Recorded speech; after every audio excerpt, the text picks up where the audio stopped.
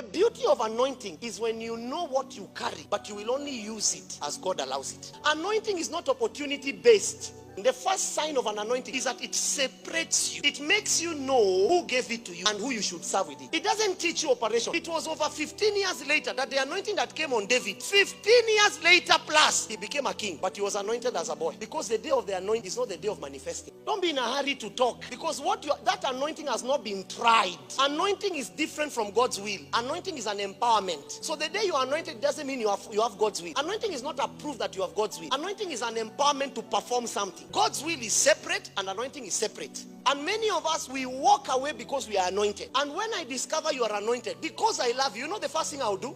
What is the first thing to send someone? The first thing to do is you restrain the person. You teach them discipline as the module of sustaining anointing. You are anointed and you have 120 women. That anointing is not discipline. There is no discipline to the call. So I would rather go with a man that is disciplined without anointing than a man that is anointed without discipline. Because an anointing can make you destroy an entire army. So when you give babies anointing, kids, you can lose an entire system.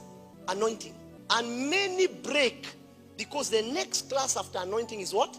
A class on discipline. How to use anointing only God when God says it, not when an opportunity arrives.